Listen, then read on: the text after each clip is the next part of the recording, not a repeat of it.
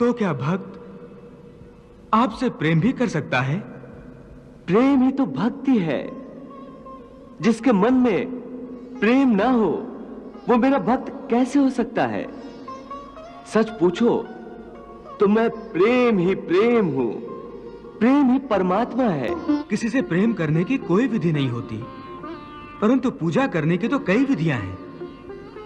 आपके भक्त इन्हीं विधियों के अनुसार आपकी पूजा और भक्ति करते हैं। हे अर्जुन, पूजा मन की साधना होती है और मन की साधना का विधि से क्या लेना देना? ये विधियां तो बनाने वालों ने बना दी हैं। मैं उन विधियों द्वारा पूजा करने वालों की पूजा भी स्वीकार कर लेता हूं, परंतु मैं ये नहीं देखता कि मेरा भक्त विधि अनुसार पूजा कर रहा है या नहीं। केवल पूजा करने वाले की भावना देखता हूं, उसके मन में मेरे प्रति प्रेम और भक्ति भाव है या नहीं, ये देखता हूं।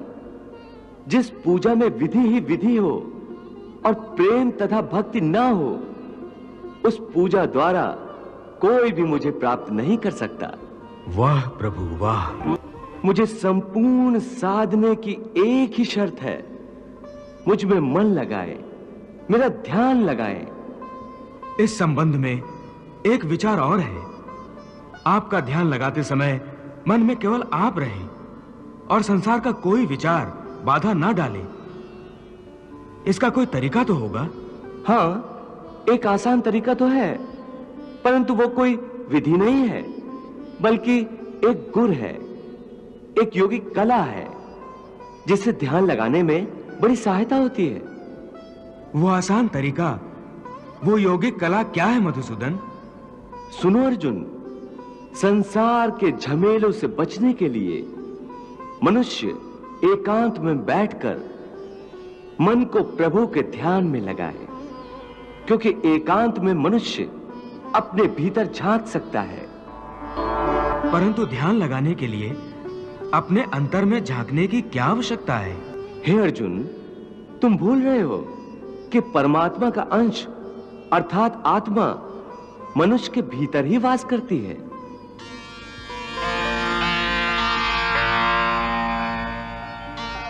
इसी आत्मा से संपर्क ही प्रभु से मिलन का पहला चरण है। इसलिए हे अर्जुन, जो मुझसे मिलन चाहता है उसे सबसे पहले अपने अंतर में ही झांकना चाहिए।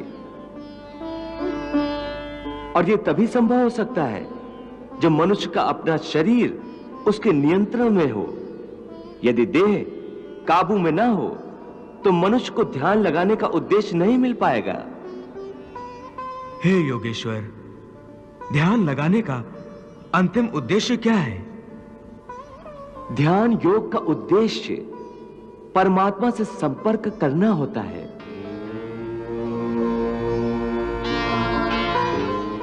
परंतु इसके प्रथम चरण में मनुष्य को आत्मशुद्धि प्राप्त होती है, स्वच्छता मिलती है और ध्यान लगाने वाले का अंतर निर्मल हो जाता है।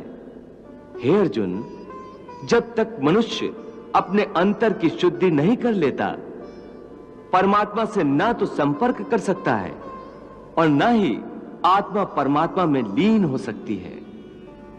और यह भी समझ लो कि जब ध्यान लगाने का पहला उद्देश्य, क्योंकि अंतर शुद्धि है, इसलिए वो स्थान भी पवित्र होना चाहिए जहां ध्यान लगाया जाता है।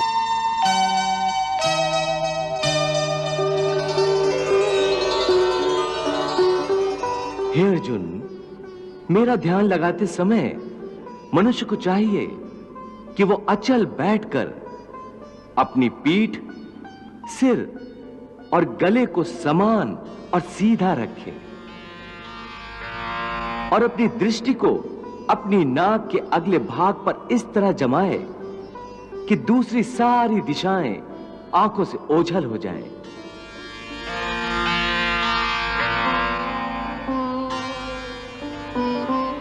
ऐसा करने से अपने आसपास के वातावरण से उसकी इंद्रियों का संपर्क टूट जाएगा और मनुष्य अपने अंतर में मन लगा सकेगा। हे पार्थ, समम काय शिरोग्रीवम धार्यन् न चलन स्थिरा संप्रेक्ष्य नासिकाग्रम स्वम दिशश्चान अवलोकयन्। हे मधुसूदन, ये तो बड़ा ही सहज और अच्छा तरीका है। इस ढंग से तो कोई भी मनुष्य आसानी से ध्यान लगा सकेगा। ये ठीक है अर्जुन, परंतु वो मनुष्य मुझ में ध्यान नहीं लगा सकेगा जिसके जीवन में संतुलन ना हो।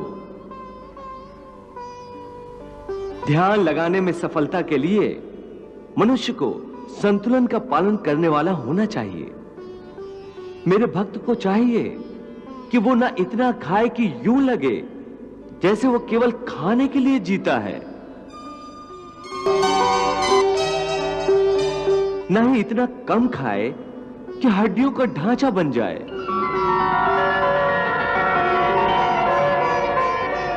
न इतना सोए कि दिन को भी रात समझे, न इतना कम सोए कि रात को भी रात न समझे। युक्त आहार विहारस्य युक्त चेष्टस्य कर्मसु युक्त स्वप्नावबोधस्य योगो भवति दुःखः।